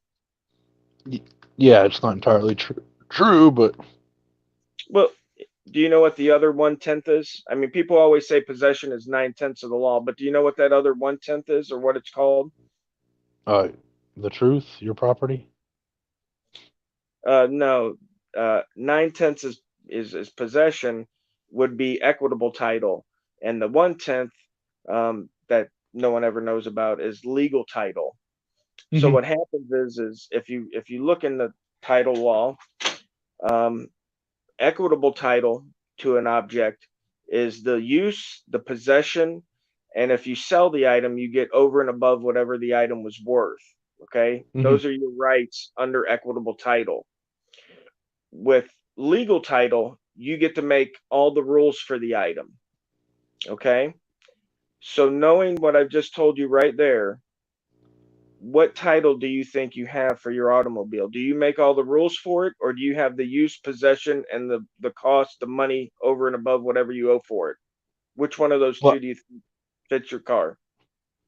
I get the philosophical point that you're trying to make here, but the thing is you can drive your vehicle on private property as much as you want. If you owned your own streets and your own roads and you had your own town, you wouldn't have to get a tag or a title or insurance or anything. But you don't own your own streets or your own road. People pay the government to maintain these streets, these roads, traffic lights, stop signs, But things it, like but it, that. And then as a society, we've come together to say traffic laws need to come into play because we don't want to get hit by a car doing 90 miles per hour through the neighborhood. So there's reasons for that. Your pen doesn't hit somebody at 90 miles per hour in the neighborhood. Your cell phone doesn't, use the public roadway. You know what I'm saying? right, but even if it did use the roadway, I'm just talking about an item. Like I said, it doesn't have to move anywhere. I'm Hmm. talking I'm talking about just the item. Okay? Be it public or private. It could be sitting up on four cinder blocks for all I Hmm. care. You don't have to drive it at all. But as you own that item, there's two types of title. One is legal title. The person who owns legal title gets to make the rules for the item. Okay? The other Hmm. person that owns equitable title gets the use, the possession, and the money over and above what it costs when you sell the item. Of those two titles, equitable making the rules, or excuse me, legal making the rules, or equitable having the use and possession, what title would you assume that you would have for your vehicle? Do you make the rules for it? Do you set the rules for the for vehicles, or does the government? Well, on the public roadways, the government, but if you had your own rules on your own private property, then I suppose you could say this, and this. But the thing is, it's not the rules of your vehicle; it's the rules of your vehicle on the public roadway. Right, now let's say I had a private property, it was 200 acres, and Hmm. my car never left that private property. Would I still need to tag and insure it? No, I wouldn't need to do that. no, Okay, and I like could just drive it around on my property all I wanted. yeah, Now I know farm trucks can do that, yeah, yeah. Any and I, any and I would imagine and I would imagine a lot of other stuff would as well. So okay, so um, what you're saying is it's there you, are you, actually you farm vehicles that can be driven on the public roadways that are like for very what? limiting to police, like farm equipment, farm trucks, any vehicle that a farmer owns. Pretty much, like at least in my state's laws, it's kind of funny. Like they could be driving a Prius if it's for farm use and they're transporting like chicken eggs in the back of the hatchback, like they don't have to have it tagged, title, or insured. All right, good to know. So The only basically, thing, there's only a couple regulations that do go towards private property, and that would be, I think, the only one for most places, including mine, is DUI. You can't be drinking and driving on private property. how would you get on private property to even question the gentleman? Well, if they're drunk inside of they're drunk and they're driving through their backyard around their house or something like that, or they're drunk and they slam their car into their house. They could say, "Oh, well, I was never on the street." Well, you were in your driveway and you drove your car through your house and you're Is intoxicated. is that illegal? Am I not allowed to do whatever I want with my car to my house? Um, it's illegal to drink I'm and drive. What I'm well, saying right. is if you We're drove your car driving through on your this. house while you're intoxicated, it's not a problem that you drove the car through the house. If you wanted to drive your car through your house, I guess go for it. But when we get there, because we're going to find out about it one way or another, either somebody's going to call or this or that, and we do our investigation, we find you slumped over and injured in the front seat of your car after you've driven through your house, and we start talking to you, and you realize that you're intoxicated and you've been drinking. You decided to get behind the wheel, and instead of putting it in drive or in reverse, you put it in drive, and you drove it through the house. Well, now we're probably going to start moving to make an arrest on DUI. Okay, so DUI doesn't have to happen on the public streets. It can happen on public property or Right, and that private would be property. one of the only laws that I think there's very few. I think DUI is the only one that applies to private property. Because I would be interested to maybe see some kind of case on that. Because first, I would be concerned, or I'm not concerned, but I would be interested to see how you would be able to enter private property to find out if I had been drinking in the first place. I guess you could say that you got a call, but I don't think having a call is the same as being able to have an exemption to go on a private property. Is it? Is that an exemption for you? Getting a Well, we call? can go. We can take a mailman's route, and if you drove through the front of your house, then we would see your car in the front of the house, and we'd be able to walk to your car. Well, at least to do a welfare check at the very most, and that would be that we were legally there to do a welfare check because a car has driven through a house, and it's likely that somebody's been injured. And meanwhile, we're there investigate or doing our welfare check, we notice that you're intoxicated. It would stand up in court all day. Okay. Okay. So welfare check, call from the neighbor, um, with the situation presented, would be an exemption for you guys to come on the private property. All right. Well, All like I right. said, case law says that we can take a mailman's route. Like if we can. Right. You can't go past the first part of the house towards the Yeah. backyard and stuff. Yeah, I know some of the other case law on that as well. So yeah, we're good. We're good on that. Is there any other topics, eyes, that we haven't got to yet? Pennsylvania versus Mims. How could we forget that one? Ah, Um, Now, Pennsylvania versus Mims, if I remember correctly, is the ability of the officer to extract the driver and the occupants out of the vehicle for personal safety. Is that correct? right.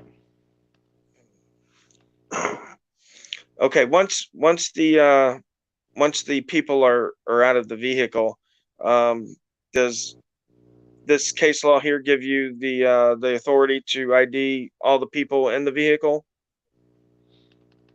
It gives you the authority to pat down somebody. for If officer you safety, right? for safety, yeah.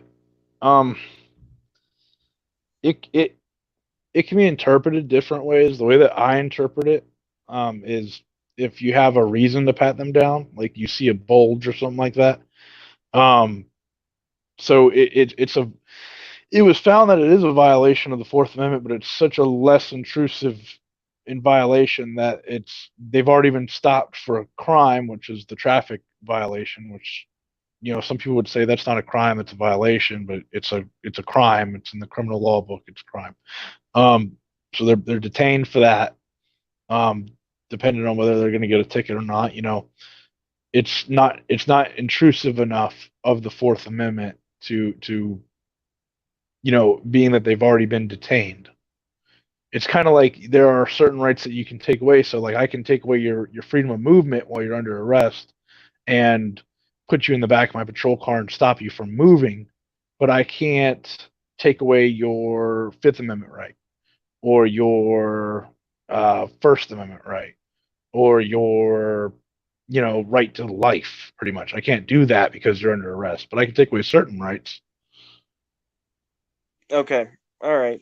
Well, the reason I was asking about pulling people out and IDing them because I've been noticing a trend now I'm seeing, and that is officers trying to ID the passengers in the Mhm. car during traffic stops, and I'm just wondering where that they would come up with that is a right of the officers to do, because they seem pretty vehement about it. They definitely get um, upset when the passengers don't want to ID themselves. Mhm. Um, so is there some kind of training that's going on that's saying, hey, when you pull people over, you got the right to ID everybody in there, or is that just something that I don't know mysteriously came about that's more prevalent now, or You have the right to restrict movement to them. Obviously, I mean, they can't be like it can't be like you pull over a car, and this. Oh, you pulled over the driver. You didn't pull over me. I'm in the passenger seat. I'm gonna get out of the car and walk around and do some backflips while you write that ticket. Like, no, right? you're staying in the car. It's a gray area as to whether you can ask them for their license and stuff.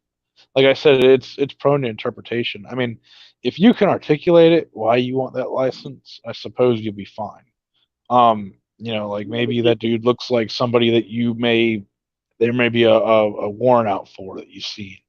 Maybe he's acting kind of suspicious. Maybe whatever. It could be multiple. Maybe you smell marijuana in the car and you're about to do a search. You know, um, it just depends. Right, but take me for example. If I'm in the passenger seat and you say, hey, you look like somebody that has a warrant, I'm gonna, pretty much say, yeah, that's not me. I'm not giving you ID. Or if you say, hey, you're acting suspicious, I'm gonna say, yeah, that's not a crime. You're not getting my ID. You know. So what Well, point do you think is okay for the officer to get someone's ID that's not driving? What is that point that's okay to do that? like I said, if you can articulate a reason, then you can articulate a reason. If you've got probable cause to ask them for their ID, then you've got probable cause. Okay, but They're in the vehicle. Their their right to move is restricted at this moment. Um, you're obviously up there close and personal talking to them. It just depends. It depends on how you interpret it. I don't know the exact case law for that instance, but I know you can.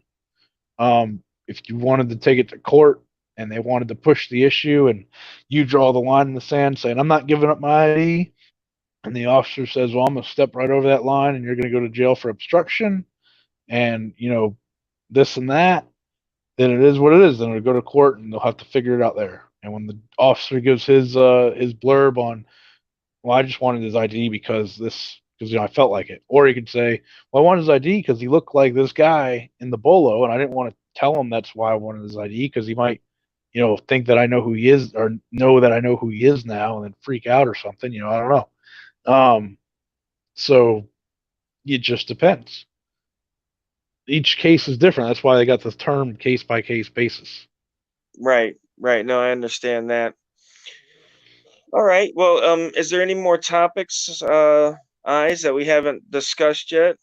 No, we're just in the Q&A. So, Officer Oak, I told I told Eyes on the State there that if we had some people in chat, which me or you can't see the chat. I don't have my computer open, so if people have been asking questions or want us to discuss something, I Eyes that maybe we could do a couple of minutes on that. I don't know how much longer you've got to spend here, so I don't want to take up your whole night. It's been a great discussion, I think, so far. We've covered a couple of topics that I think people are interested in and want to hear about, and it's I think been a good discussion. So thanks for coming out, Officer Oak. Not a problem, man. Yeah, I'm open to taking any questions. If anyone in the comments has any questions, I'm sure I'm not the favorite here because it's your Well, audience, not mine. But but I well, hope that I, I hope they I take some of the invited stuff I said. yeah, well, I invited everybody over from the Discord that you're on. So hopefully, and then plus a lot of them, come onto our stuff anyway. So, Mhm. hopefully there's a good showing for people that wouldn't think like me and would be more on your thought process. Which, come to find out, there's not a lot of stuff there that's rubbing wrong Mhm. between mine and your understanding. Um, I let's see. think I think for the most part we're one comment. Thanks, officer. Oh, appreciate it. Commandment. My bad. um, what was I gonna say? Shoot. I think me and you are basically on the same side. It's just that the side that we're both on is I draw my line at a certain spot, and then you draw it a little bit quite a bit further back. As far as where things go. I mean, I don't. I think what I just don't like about the auditors is how they audit. I think some, not you particularly, but most auditors, I would say, can be dicks for no reason. Right, right. And And you in know what? that Maybe it's wrong of me to say most. Maybe I'm just saying most because the most popular of them are, and that's probably the most that I've seen. Um, you I know there are some good auditors out there, but the ones that I've seen have been kind of like vile. right, right. And no, you're right. A lot of them are outspoken in that way, and even sometimes I admit to being a dick, myself, and passive aggressive and such as well. But I think the important thing to remember, and talked to you about State versus Colby the other day. We didn't really get into it, but do you know about State versus Colby down here in Florida, where the gentleman was making the public record requests? I briefly read it. It was the was he making? I thought he was going into a a chamber where they weren't having a meeting or anything like that and hanging out in there. I don't think so. I thought it was he was just a belligerent citizen that was requesting public records. Um, Yeah, he's always an I'm asshole, and they said like just because he's an right, asshole, you gotta put up with him, and if there's a crime to enforce, then enforce it that way. Don't arrest him for being an asshole. Pretty right, much. right. Well, yeah. Basically, they said even an asshole has rights, and I think you know, and again, I it's not something I do with a lot of the cursing and disrespect, but I tell people that because a lot of times they ask me, oh, Rogue, what do you think about this auditor doing this and that auditor doing that? And always my response is, and it's always going to be that whenever a person is exercising his rights, be it open carry or whatever it is, First Amendment, whatever it is, as long as he's exercising that in a lawful way, then there's nothing that I can say about that. The only thing I can say about that is I support him because there's not enough people out there exercising their rights that I can pick and choose, who's going to be a patriot and who's going to sit on the couch all day munching Cheetos, watching reality TV as the country circles around a drain, so again, I do know that some people push it extreme, but I also know that they're still entitled to the services that the government is supposed to give them, um and Can I? unfortunately that's the way it is. I'll tell you, Officer Oak, one of the one of the things that got me auditing and keeps me auditing is and I think I told you this the other night too. And the other thing is the poor customer service that we get from our government service Hmm. servants because of the fact that we are forced to employ them. We're forced to use their services. You know, there's no one else that we can go to for these services. So, I mean, naturally, I mean, and it's just human nature. If my customers were forced to come to me, I might cut some corners. You know why? Because they're going to come to me regardless. You see what I'm saying? And that's Yeah, the kind I mean, of like, look at the DMV. I mean, the DMV is like a shit show in Florida. I know that it's always a shit show in Florida. They made fun of it on Family Guy. You know, you ever seen right, the episode where he's like typing and the customer comes up and he's on the phone and he's like, "Oh, just hang on a second," and he answers the phone. He's like, "Oh, hey, Taquanda, no, I can talk." And he's on the right, phone having a personal call. That right. that I mean that's funny. I mean like the service isn't the best. I don't think it's so much so that um I don't think it's so much so that it's always the workers. I think it's a bureaucracy and it's like, well, you need two proofs of this and that and this and that and you got so many people that have to go there. It just delays the process more and more. And it's like you go there, that's like an all day trip. Like you're freaking at the DMV all day. It sucks. It's the Well, worst place to go. well, Like, right. Well, right. But wouldn't you also agree that if I'm not required to work at a certain pace or satisfy my customer, that I could possibly, take my own time doing my job. Um, no, you're right, but I mean, I don't know that going there and I mean, I'm not saying you again, but harassing people with cameras, by putting them in their face and talking a whole bunch of smack. Meanwhile they're just trying to do a job.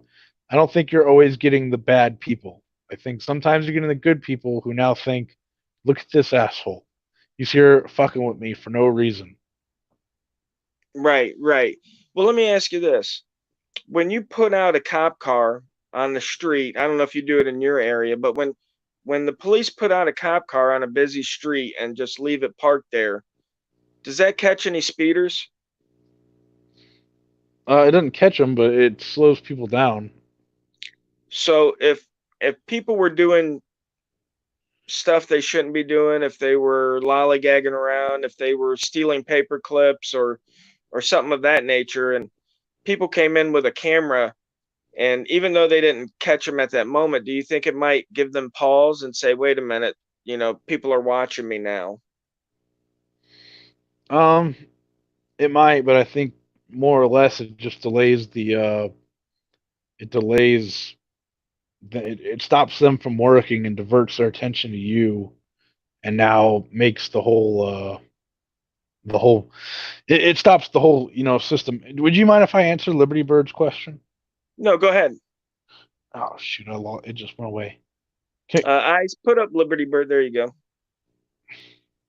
it hadn't popped up on my screen. Damn it. It was something about why do we Uh, uh, enforce yeah, I'll it'll read come it to up here in you. a second. You Go got it? ahead. It says, why do officers enforce policies, ordinances, and mandates that conflict with human and civil rights? What would it take to get officers to protect our rights instead of obeying orders? I don't know that they conflict with human rights or civil rights for that matter, but I'm almost positive they don't conflict with our human rights. Um, I don't. We enforce ordinances usually that are in place by the city. Just like when you move into a house that's under a home ownership or a homeowners association, and you agree to abide by those homeowner rules, so you buy a house in that specific neighborhood. Same thing goes for the city. You agree to abide by the city ordinances and policies of that area, which and where I'm at are actually written into law, and you can be cited and charged by the city for them. Policies, no, I don't know that that's a thing, but I mean, it would be interesting to see. Well, a lot of officers on my videos enforce policies. One of them is the poster 7, which is federal law. But one of the things, um, gosh, I kind of lost my train of thought there. Oh, okay, now I remember what I was thinking about while you were speaking was the would you agree that laws, ordinances, policies, regulations, whatever you want to call it, they are written by men and they can be incorrect. A perfect example, and a question I'd love for you to answer is, back in the day, it was a law, a policy that if a slave ran away, you would have to return him to his owner. Now, morally, I'm sure, and today I'm 100% sure that most people would say, well, that's wrong. But Hmm. back then, as a matter of fact, that's not the sheriffs, but the police organization. That's how it got started, was capturing runaway slaves. But would you say that a policy enacted by whatever city you're working at today, if you knew it to be against something, be it racism or racial matter, like you know, uh, no blacks allowed after 6 p.m. in the city. You wouldn't enforce something like that, right? Even though it was a law and it was written, because obviously that goes incorrectly, right? Of course. I mean, that's. I don't think there is anywhere in the United States that you'll find anything that shocking of the conscience. Right, right, In right, policy. right. No, we're just using that as an example from Um. back in the day, but another example that's more, I guess, present today, um, with the public property issue, um, let's say it's the DMV. I go into the DMV, and the DMV has created a policy that no one should record in the public areas of the DMV. Um, Now again, there's lots of stuff in there that says we can record in the public area. The one that comes to mind to me is the Supreme Court case where they stated that the press has no greater access than that of the general public. And it, Mhm. it defies logic to imagine that the general public can go into the DMV and gather evidence for a story, but because I have a camera, I'm denied that same entrance. Would you agree with that? First of all, do you Um. agree that the citizens have no greater access, and we wouldn't need a press if the citizens could go places where the press couldn't? Well, I think. I think it depends.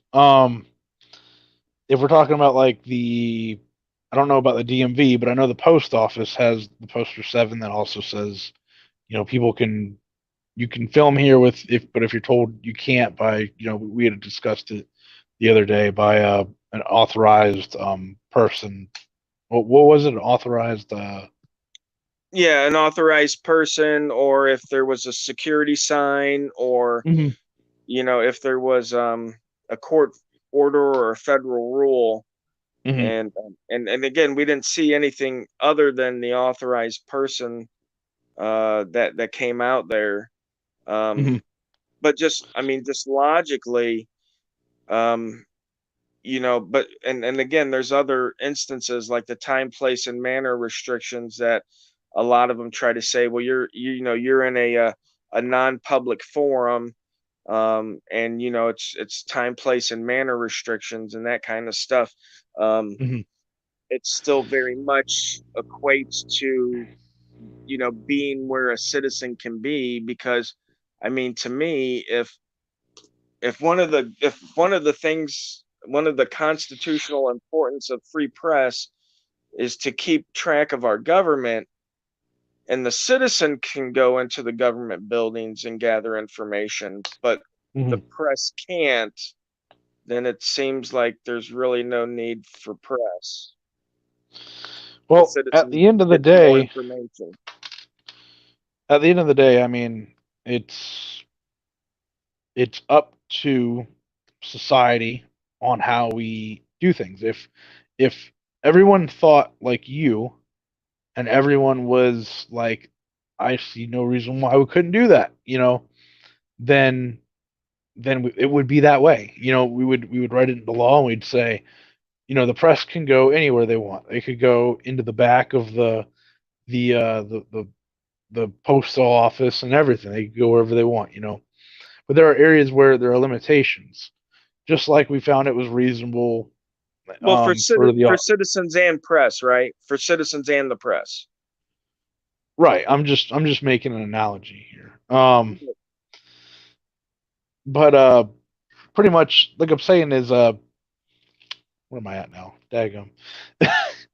Sorry what I'm about saying what I'm saying is if it was that way it would be. But if they have rules and that are backed by law that say you can't film in here, it's not because they don't want you to have press in there. It's because they don't want you to film possible sensitive transaction stuff like that, which is a valid reason. It seems reasonable to me. Um, if you had made a step to stand outside the window or something like that and film from the inside, I don't know if that would make a difference or not. It's just it's Well, I mean, just in reality, isn't it the people conducting the transactions? Isn't it their duty to keep that information private, just like HIPAA's on the medical provider to keep it private? Like, a lot of times when I go into health departments and stuff, they always say, you can't be here because it's HIPAA related, or you might catch, stuff that would violate HIPAA. But mhm, they don't seem to understand that nowhere in HIPAA is there a requirement for me to keep that information private. Like if they give me that information, there's no mhm. law I'm breaking if I take that information and make copies of it and tape it to every telephone pole in town. There's no law saying I can't. Right, The but law is part of them trying to protect that information is inhibiting your right to film in that area. And I but mean, you it may sound contradiction. It may sound like a contradiction, but I mean, even me as a law enforcement officer, when I go into the hospital, if I'm not filming like an active crime, if I'm just there with somebody who's getting a blood draw for DUI, or somebody who's under arrest and got shot with taser, so they're sitting there. If they're talking about medical stuff, I have to turn off my camera or step out of the room so it can't capture that information. right in a restricted area because they're not drawing blood out in the public lobby, obviously. No, Right. And that's obviously, a good thing. Um, that's going on. You're stepping out into the lobby or whatever. But it what depends on the guy. Now, if he's like violent and it is what it is. If they're going to talk about his medical records, but he may do something crazy that I need to get him on camera doing. If he does do something while he's getting his blood drawn, then right, it is what then it you got is. to leave your camera on and it's got to be, Mhm. deleted out after you upload the video. But what I wanted to say there is that, in no way and in no law is it possible for someone to restrict my right in order to fulfill their obligation. You know what I mean? Like the health department can't close the lobby all day because they're, don't want personal information to get out there. So there's no right of the government to take away my rights so that they have to work less hard. You know what I mean? Like that's your job to keep the information, s- you know, That's that's how private. you feel though. But the thing is Well, no, there's absolutely apparent no there's apparently oh, go ahead. apparently the majority of people, because they think it's reasonable to not allow you to film in certain places, have done that. And people have been, I think, with the post office, people have been convicted. I think everyone that's been arrested has been convicted for the filming in the post office deals. Is that right? I don't know. I've never been arrested in the post office. I was trespassed like once when I first started, and like I'd say the last 50 post offices I've been in, if I've had a problem, I didn't have a problem upon revisiting because they've talked with their bosses. Hmm. But again, I posted one in the Discord the other day, but I've been in post offices where the postmaster definitely wanted to trespass me. The Hmm. cops were called, and she ended up calling her boss, and then, came back out of the office and said, yeah, you're allowed to record, just don't, record personal transactions, yada, yada, yada. Hmm. Um, so, and again, the same thing goes for health departments. And it's not just Florida. I've done them in Florida, Georgia. I'm doing them in Indiana now. I went to Ohio earlier today. I did a post office over there, and it's all the same thing. Um, No, you're right. I've seen a lot of people who do it and don't get arrested. I mean, I'm sure 99% of the time people don't get arrested, but the ones that have been arrested, it seems like they're getting convicted. right, right. And again, I think, they're getting arrested and getting convicted because they didn't understand the law, or they couldn't explain the law as well as they should have, in order to not be in that position. But again, if you watch my videos, when people say, oh, you're not allowed to go in there and video, then why am I being allowed in there? Are they Not not only that, getting? Are they not getting representation or like? well, see, and here's the difference again, Officer Oak, between me and a lot of people that are doing it is I do revisits, what I call revisits. And I Hmm. do revisits specifically to make sure that they understand the law and that I'm okay to be there. Now, Hmm. sometimes it takes 2 or 3 times for me to go to a place, and it takes me being on the phone, talking with the attorneys in the county and the city, and whoever else, the representatives or the council. Hmm. Marion County Courthouse. The first 2 times I were there, they treated me like crap. They kicked me out, yada yada yada. Called me a sovereign citizen, spit in my face, pretty much breathing on me. And Hmm. third time I ended up going there, officer shows up. He goes, "Oh, you're just auditing. You're good," and turns around and leaves. You Well, know, I think what it has a lot to do with is like, do they want to do they want to take the time and bother with legal action, or would they rather just let it be where it is and you'll leave in like 15 minutes, or if it really came to it, do I really want to make an arrest and then have to go to court with this guy? I mean, it seems like the odds are in the officer's favor right now. They're winning in court, with in that certain situation. But I mean, it would seem that if you did it and you got arrested, you'd probably lose. But it seems like most of the time they don't care to make the arrest anyways. right? But and this will be the last thing, and we can end this. We've been on 2 hours, and I know we've been on for a while, but um, if the essence of the right to free press is to view our officials, to make sure that they're acting nobly in our name and with our money, wouldn't it be the opposite of the First Amendment to allow the government, who we're supposed to watch, to regulate how much of them we could watch?